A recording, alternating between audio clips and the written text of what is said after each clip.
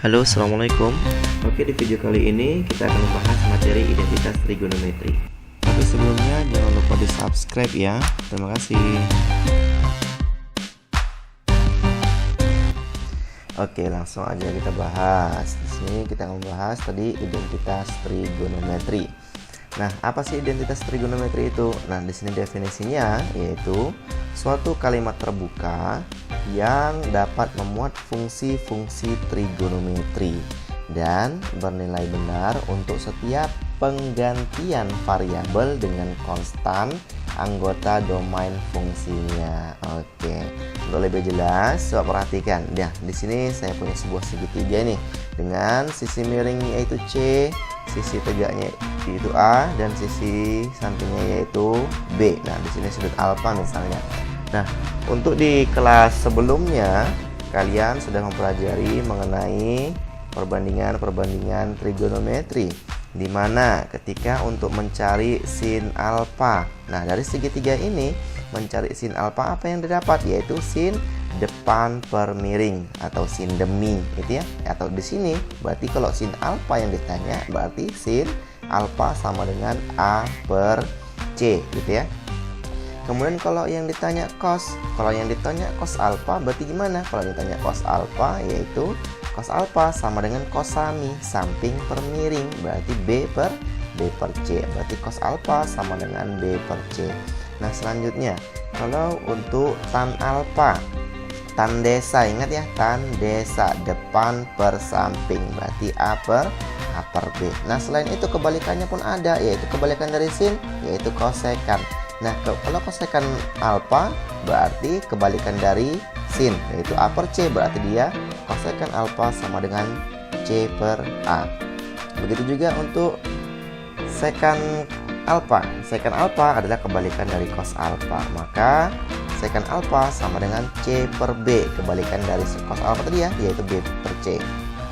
Kemudian kebalikan dari tan alfa yaitu kotan alfa, yaitu sama dengan B per A.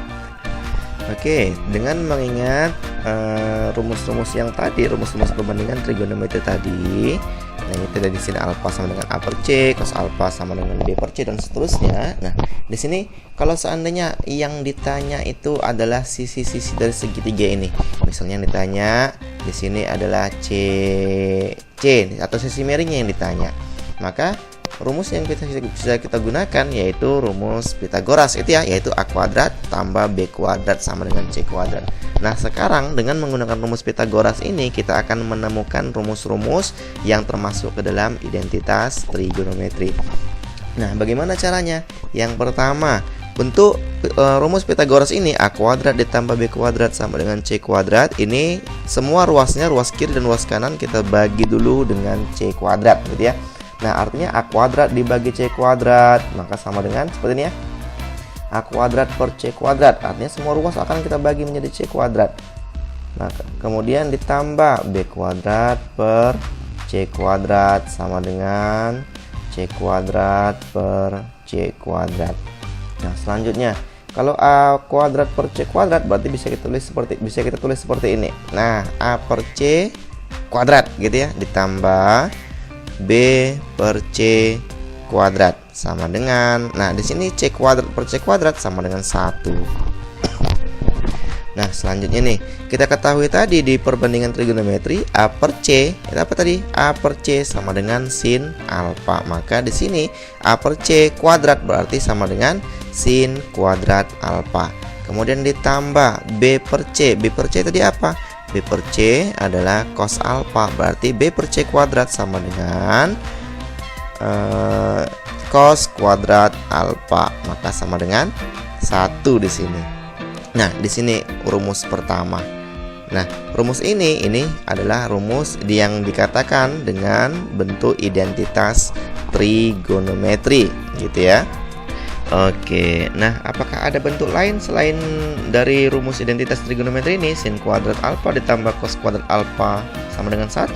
Coba kita cek lagi. Dengan cara apa? Dengan cara tetap menggunakan rumus Pitagoras. Coba di sini. Nah, rumus Pitagoras tadi A kuadrat ditambah B kuadrat sama dengan C kuadrat. Kalau yang di awal tadi kan kita bagi dengan C kuadrat. Nah, coba kita di sini kita bagi dengan B kuadrat. gitu ya. Nah, apa yang akan kita dapatkan?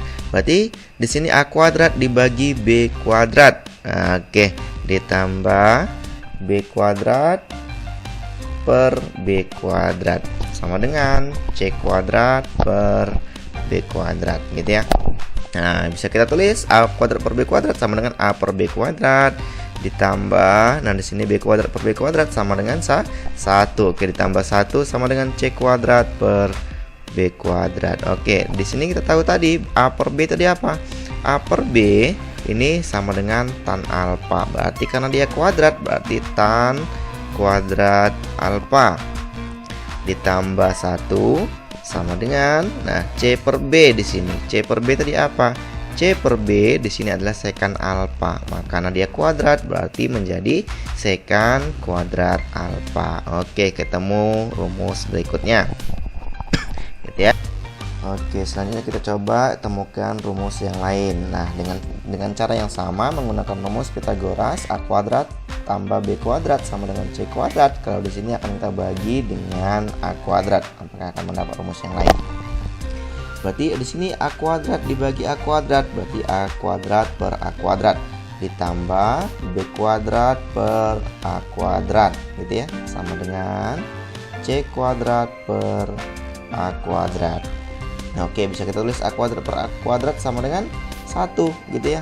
Kemudian ditambah B kuadrat per A kuadrat. Bisa kita tulis seperti ini.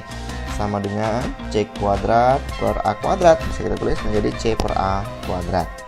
Nah, maka bisa kita dapatkan rumus baru lagi, yaitu B per A tadi apa? B per A yaitu kotan alfa. Karena di sini kuadrat berarti kotan kuadrat alfa. Sama dengan C per A di sini. C per A tadi apa? C per A yaitu kosekan alfa. Berarti karena kuadrat berarti menjadi kosekan kuadrat alfa. Oke, jumpa rumus yang ketiga ini ya. Nah, pertanyaannya, kenapa bentuk-bentuk rumus-rumus yang di sini, yang pertama, yang kedua, dan yang ketiga dikatakan sebagai identitas trigonometri? Jawabannya adalah karena kalau seandainya nilai alfa ini kita gantikan dengan sebuah nilai atau sebuah sudut, itu akan sama nilainya baik ruas kiri maupun ruas kanan. Nah, contohnya yang pertama ini sinus kuadrat alfa. Misalnya alfanya di sini kita gantikan menjadi 30 derajat. Berarti sinus kuadrat 30 derajat ditambah cos kuadrat 30 derajat sama dengan 1. Kalau kita teruskan ini, kita jumlahkan nanti hasilnya pasti akan 1 juga, ruas kiri dan ruas kanan gitu ya.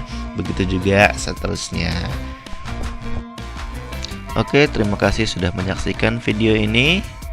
Jangan lupa tinggalkan jejak dengan cara subscribe, komen, dan share. Terima kasih.